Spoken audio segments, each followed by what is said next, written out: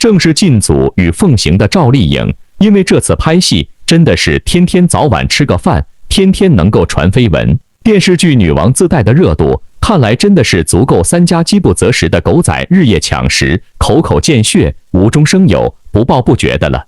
于是乎，分分秒秒都不得清闲，甚至还要被吓作偷窥狂潜入内室的赵丽颖，不得不开请了2位额外的贴身保镖，帮自己拉紧窗帘，帮自己耳根清净了。申万我之前聊过了，赵女王能拥有今天这种全天候24小时都被人严密偷窥、无缝造谣的超国民待遇，说白了，完全离不开她的含辛带血的奋斗史，以及她那形同自虐般的寻求突破的自我狠劲。所以，如同申万我惯常深扒、独家铁口的那样，2022年的王一博的热烈，其实真的如同赵丽颖的女汉子真爱攻势一样，王一博这回真的在寻找着一种完全形同自虐般的戏路全开的大型突破口。这种突破是一种形同女汉子真爱攻势的铺垫和颠覆，懂的人自然懂。其目的就是为了要让那些老是等面瘫笑话的人，真的可以笑到最后。当然了，此笑非彼笑。那么，已经非常熟悉了本频道永恒与别不同风格的您，到底知不知道为什么申问我会这么说呢？回首当年，在王一博刚进《天天向上》当固定主持人的时候，也许就是因为生人勿近的缘故，跟汪涵他们彼此都不太熟，所以呢，王一博不仅不怎么说话，就连笑容也不多。跟着呢，在大哥哥们的信心爱护下，王一博很快就跟大家都很熟了。至此之后，王一博在台上的状态放松了不少。但是呢，实话实说，在不少人的眼中，王一博的偶像包袱还是很重。这种视角跟面瘫视角有些类似，但是相比之下还是有些中肯的味道的。因为王一博的放得开，大多数都在幕后，而不是台前，所以吃瓜观众的瓜不是太甜。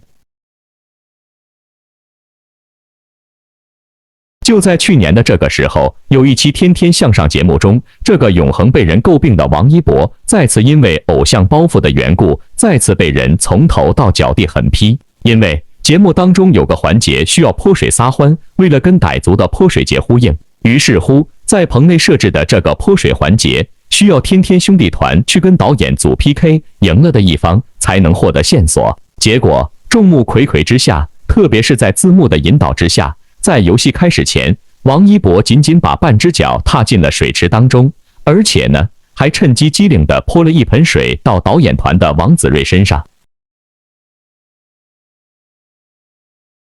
于是乎，王一博泼完水之后，汪涵宣布比赛正式开始，这2个队伍就开始开战互泼了。这个时候，鬼马的王一博立刻就远离了水池，池子里只剩下前锋和大张伟跟导演组互泼，算是开心坏了王一博。因为王一博顶级流量的身份，所以负责后期制作的工作人员直接打上了花字，去花式夸他完美避开所有水花、战术性后退等等的取巧话术。所以呢，在吃瓜的视角，王一博的好玩就是不好玩了，因为这明明就是泼水比赛，完美避开所有水花，还频频后退，不就是有包袱在身，不参与游戏吗？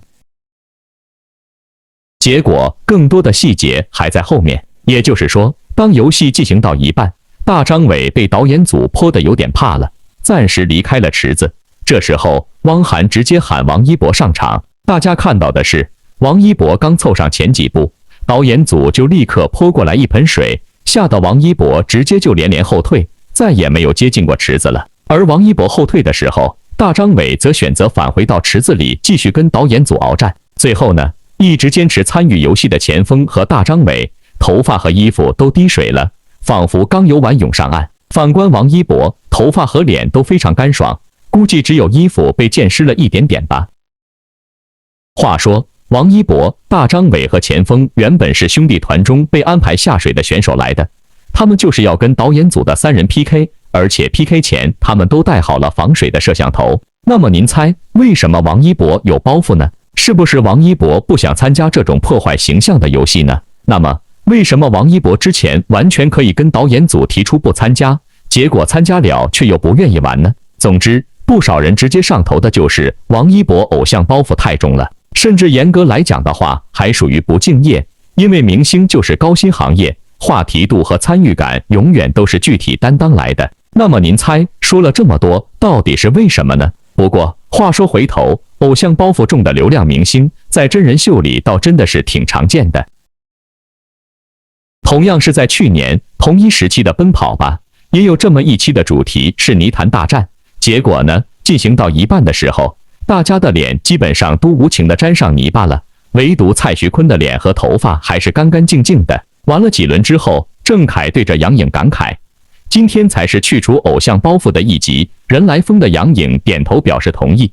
一旁的蔡徐坤听到之后，才发现自己是全场最干净的，于是乎提出要代表团队先出战。不过呢，说完这一句，蔡徐坤也没有完全放下偶像包袱。杨颖用枕头击打他的时候，他压根没有正脸迎着，最后是头发沾到了大部分的泥。这一幕被无数的吃瓜粉无情地吐了一地。顶流界的85花杨幂，其实偶像包袱也是很重，在平时她的形象管理基本上都是滴水不漏的那一种，因此生徒出街的时候就是灾难降临的时候。杨幂在录制《王牌对王牌》的时候，就有那么一个环节是答错了就要用水泼自己的脸，结果呢，她实在不愿意毁掉妆发，于是便把装满水的碗倒向了旁边，跟身旁那个直接倒在自己脸上的杨迪形成了鲜明对比。整个游戏下来，杨幂游戏前后的区别，真是不认真看都看不出有什么区别。在真人秀里玩游戏不全程投入，一方面是偶像包袱太重，另一方面也可以说是偷懒，拿着高额的回报，轻轻的付出一丢丢，真的算是娱乐界的精明人了。当然了，偶像包袱太重的话，现场的表现就有目共睹了。因为有些明星一辈子都不愿意一星半点地展示自己真实的面貌，因为真实的面貌展示出街的话，会让自己的自信心彻底丢失了。申万我偶尔提到的4000年美女，就是这么一枚妥妥的永久化妆术人版。在我要这样生活里，每个明星都是要从起床后开始拍摄的，鞠婧祎也是一样。结果呢，在她刷牙的时候，居然她已经早早的把妆发都给弄好了，就差后期的烟熏处理了。如果艺人们真的不愿意展示自己素颜的话，完全可以跟导演组事前沟通，刻意去掉起床刷牙的环节。结果呢，一边化好全妆，一边故意给观众暗示这就是本姑娘的素颜。这种把观众的好奇心当成搓衣板的处理，明显是把自己的智商按在了地上摩擦。当然了，不少偶像都有包袱，有的人重口味一些，有的人放得开一些。鞠婧祎的例子就是前者的重口了。偶像演员、偶像歌手的偶像包袱比较重，其实是可以理解的，毕竟他们的外表是吸引粉丝的重要因素。但是呢，包袱再重也要看场合，有时候需要稍微放开点，是必要的，也是好玩的。如果非要24小时紧绷，普通观众的神经也就麻木了。那么您猜，王一博是不是自带包袱的偶像呢？说实话，这幕后的真相只有他的兄弟最清楚。他在幕后的典型话痨，以及他在幕前的小心谨慎，都是一贯的王室招牌和酷帅风格。他的大颠大废，在汪涵的眼里，永远都是拥抱生动的真实诠释。深入表达方面的话，还是懂的人自然懂了。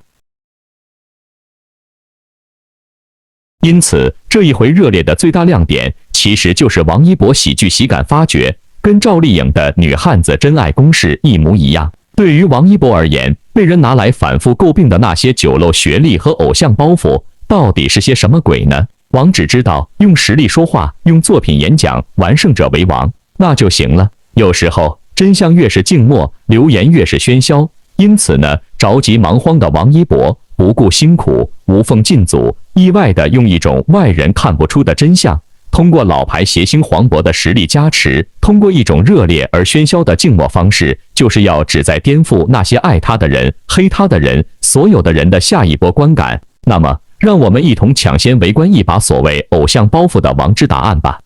我真觉得挺有意思的。不是说，我是想说相声不能有偶像包袱的，不没有偶像包袱，人家没有，因为我长得像偶像，就觉得说相声那个感觉劲儿劲儿的、欠儿欠儿的、欠儿欠儿的，就是挺好玩的。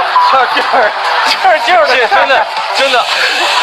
哎，王一博，他说我们劲儿的。王一博，能给我们演一个，就是你感觉最欠的一个表情是什么样的吗？因为王一博从来都是帅的。你们说相声有什么欠的？刚才那个什么？没有，我平时看那个岳云鹏的多一点。他那个对，我的天哪，那个啊，就是。哎，你会吧？你会吧？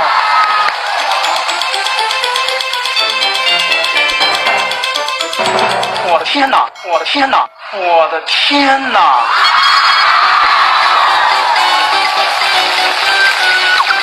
行了也行。